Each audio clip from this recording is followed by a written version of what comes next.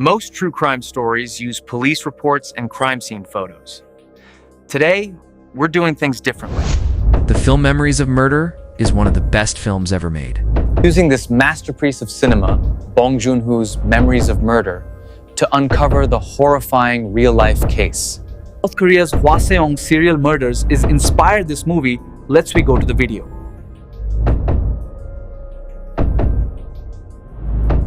As always, viewer discretion is advised for this video, as we will be discussing murder, gore, and other disturbing topics. If you are not 18 years or older, please do not watch this video. This video may also contain some spoilers for the movie Memories of Murder. If you have not seen this movie, then I highly recommend that you watch it before watching this video. If you enjoy true crime stories, then please subscribe to my channel, as I release videos about once a week. Let's start by taking a look at the movie plot. Memories of Murder takes place in South Korea in the late 1980s and early 1990s. Back then, there were a series of brutal murders happening around the country. The police had no leads on who was responsible for these crimes, and people were starting to panic. Two detectives named Park and Cho are put on the case. Park is an experienced homicide detective. Cho is a young and eager detective who just transferred from the fraud department. They travel to the town of Hwaseong to investigate the latest murder in the series. A young woman was found dead in her apartment. She had been beaten and stabbed over 30 times. Neither the victim nor any witnesses knew who the killer was. As Park and Cho continue their investigation, they learn that there have been several other similar murders in the area. All of the victims were young women who lived alone. They had all been brutally murdered, and there was no apparent motive for the crimes. Park and Cho work around the clock to find the killer. They interview potential suspects, collect evidence, and try to piece together what happened. But as the body count rises, the pressure mounts, and the two detectives begin to come apart at the seams. Meanwhile, a new killer is still out there, striking again and again. Will the detectives ever catch up to him? Can they stop him before he strikes again? You'll have to watch the movie to find out. Now let's take a look at the real-life crimes that inspired Memories of Murder. The film is based on the Hwaseong serial murders, which took place in South Korea between 1986 and 1991. During this time period, a total of 10 women were murdered. All of the victims were strangled, and many of them were also stabbed. Despite the brutality of the crimes, the police were unable to identify or apprehend the perpetrator or perpetrators. The case remains unsolved to this day. In the movie, the detectives were able to catch the killer, but in real life, the police never caught the killer or killers. The Hwaseong murders are considered to be one of the most notorious unsolved mysteries in South Korean history. At the time the murders were happening, people were blaming the police for being corrupt and incompetent. They believed that the police didn't want to solve the case because it would reflect badly on them. Even after the movie came out, people were still skeptical of the police. They made a whole new profession called dongchang detectives.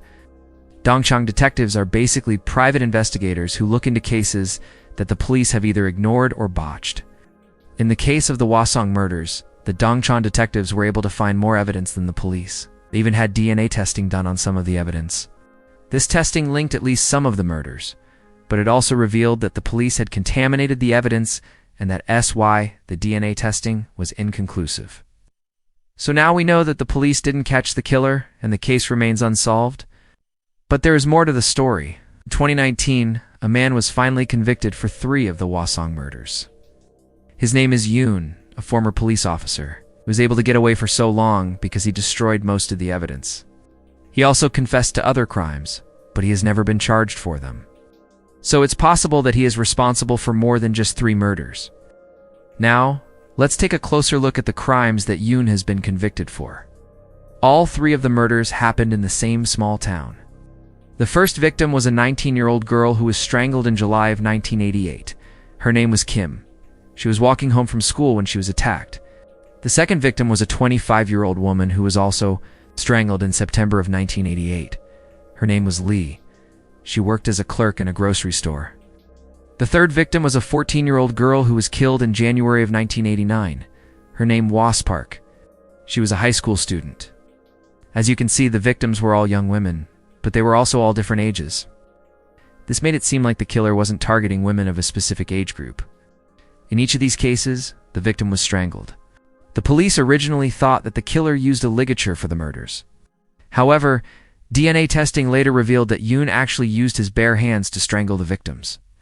After strangling the victims, Yoon would beat them with a metal object. He also sometimes sexually assaulted them. In some cases, he would dump the bodies in secluded areas, while in other cases, he would hide the bodies in the victims' homes. Now let's take a look at how the police finally caught up to Yoon. In 2019, Yoon was already in prison serving a life sentence for another crime. He had been convicted for the murder of a teenage girl in 1994. He was able to get away for so long because he destroyed most of the evidence.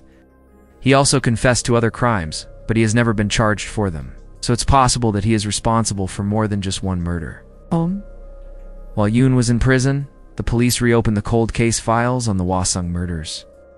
They took another look at the evidence and developed a new theory. They believed that all of the murders were committed by the same person. This was interesting because the police had previously said that they didn't think the murders were linked. They decided to focus on Yoon because he matched the description of the killer. They also had DNA evidence linking him to at least 3 of the murders. Yoon was able to get away for so long because he destroyed most of the evidence. He also confessed to other crimes, but he has never been charged for them. So it's possible that he is responsible for more than just 3 murders. So now we know that the police caught the killer, but what happened to him? Well, he is already in prison serving a life sentence for another crime. So he was given 3 life sentences plus 10 years. This means that he will never get out of prison. Yoon is now in his 70s, so it's unlikely that he will make it out alive. As you can see, the Hwaseong murders are a truly terrifying case. It's hard to believe that something like this could happen in modern times. I hope that the families of the victims are finally able to find some closure now that the killer has been convicted. Now it's time to make your voice heard.